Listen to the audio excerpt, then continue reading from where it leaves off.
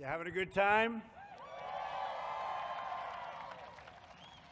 Members of Congress, members of my cabinet, and my fellow Americans, the First Lady and I are delighted to welcome you to the second annual Salute to America. On this wonderful day, we celebrate our history, our heroes, our heritage, our great American flag, and our freedom. Happy 4th of July to everyone.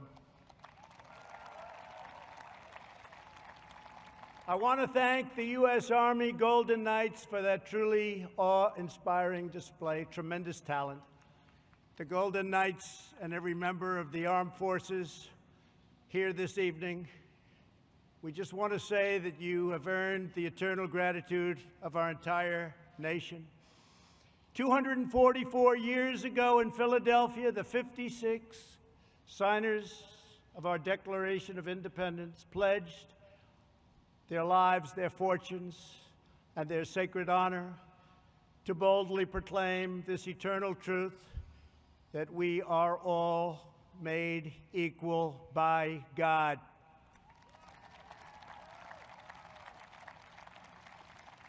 Thanks to the courage of those patriots, on July 4th, 1776, the American Republic stands today as the greatest, most exceptional, and most virtuous nation in the history of the world. Our workers, our factories have revolutionized industries and lifted millions into prosperity. Our artists, architects, and engineers have inspired the globe with transcendent works of beauty. American heroes defeated the Nazis, dethroned the fascists, toppled the communists, saved American values, upheld American principles, and chased down the terrorists to the very ends of the earth. We are now in the process of defeating the radical left, the Marxists, the anarchists, the agitators, the looters, and people who, in many instances, have absolutely no clue what they are doing.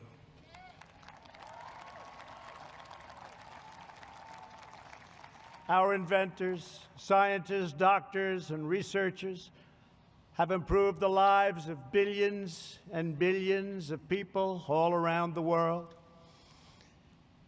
Our brave astronauts planted the American flag on the moon, and America will be the first nation to land on Mars. All Americans living today are the heirs of this magnificent legacy. We are the descendants of the most daring and courageous people ever to walk on the face of the earth. We inherit their towering confidence, unwavering enthusiasm, their unbridled ambition, and their unrelenting optimism.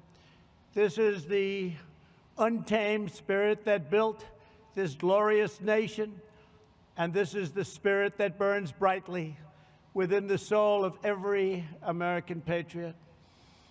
That is why we pay tribute to generations of American heroes whose names have etched on our monuments and memorials and in the pages of history and in the hearts of a very grateful people. We will never allow an angry mob to tear down our statues, erase our history, indoctrinate our children, or trample on our freedoms.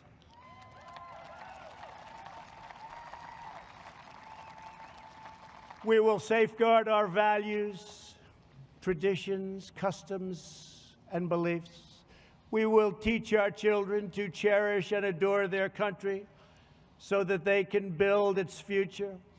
Together we will fight for the American dream, and we will defend, protect, and preserve American way of life, which began in 1492 when Columbus discovered America.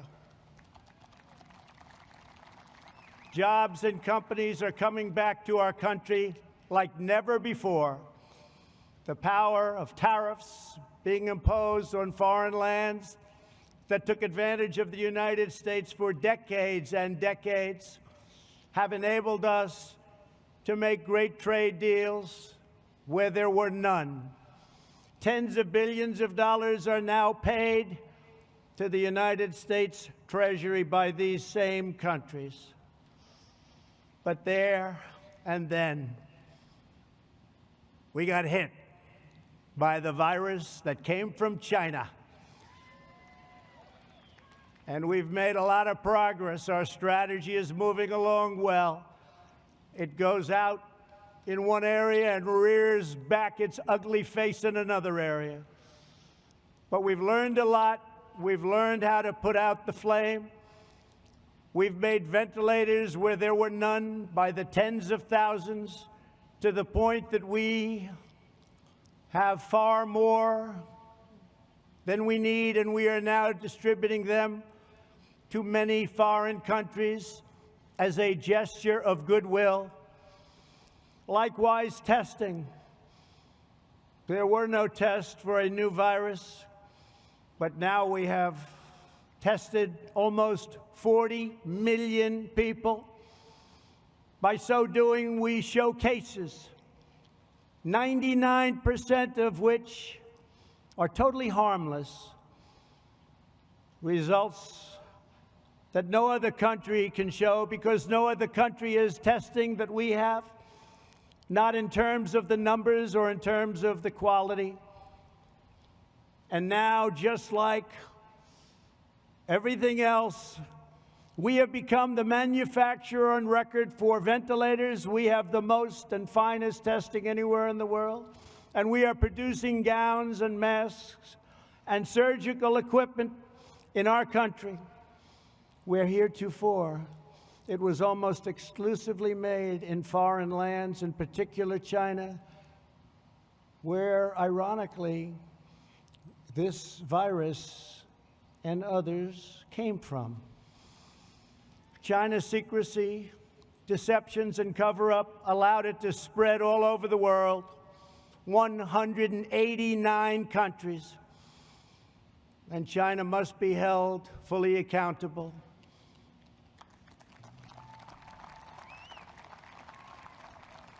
With respect to remedies, we are now doing unbelievably well and are in deep testing on vaccines, treatments, and therapeutics. I want to send our thanks to the scientists and researchers around the country and even around the world who are at the forefront of our historic effort to rapidly develop and deliver life-saving treatments and ultimately a vaccine. We are unleashing our nation's scientific brilliance, and will likely have a therapeutic and/or vaccine solution long before the end of the year.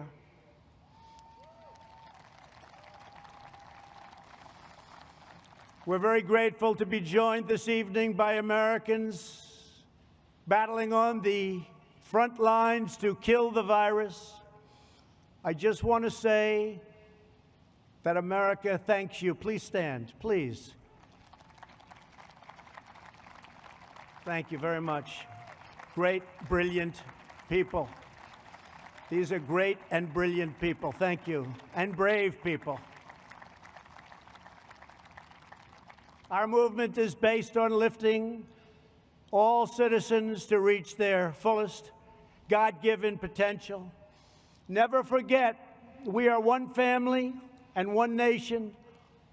This rich heritage belongs to every citizen, young and old, first generation American. We want to go from first generation to 10th generation. It matters not. We are American. We are from the USA. This great heritage belongs to citizens of every background and of every walk of life. No matter our race, color, religion, or creed, we are one America, and we put America first. We will not allow anyone to divide our citizens by race or background. We will not allow them to foment hate, discord, and distrust.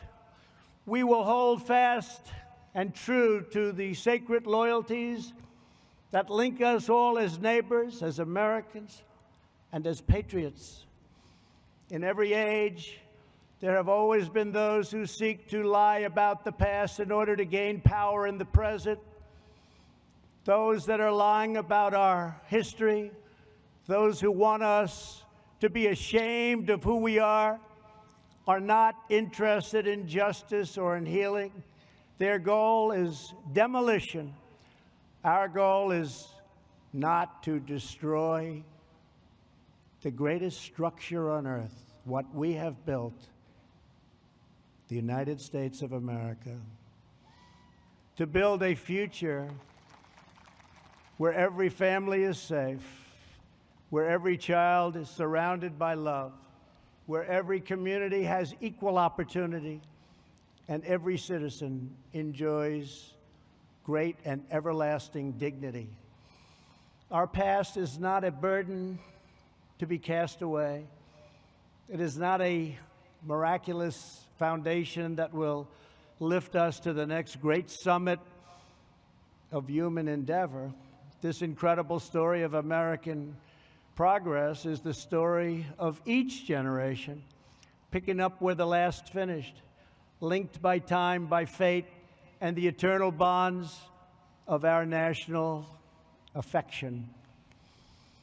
Those who would sever those bonds would cut us off from the wisdom, the courage, the love, and the devotion that gave us everything we are today and everything we strive for tomorrow. We cannot let that happen. We will not throw away our heroes.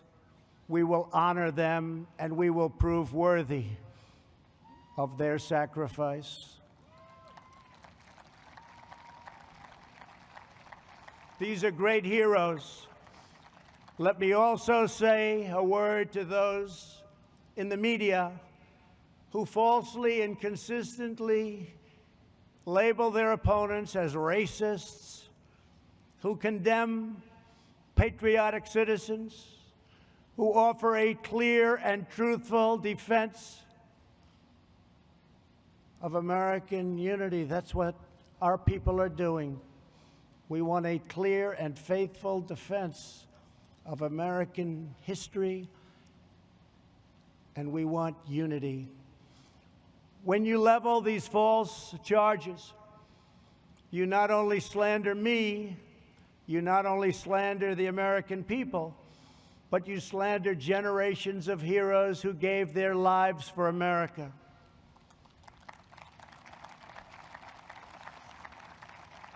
You slander people much braver and more principled than you. You're slandering the young men who raised the flag at Iwo Jima and those who perished fighting for freedom in the Civil War. You slander them. You are dishonoring their great legacy and their memory by insisting that they fought for racism and they fought for oppression. They didn't fight for those things. They fought for the exact opposite. We will not let the legacy of these heroes be tarnished by you. The more you lie, the more you slander, the more you try to demean and divide, the more we will work hard to tell the truth, and we will win.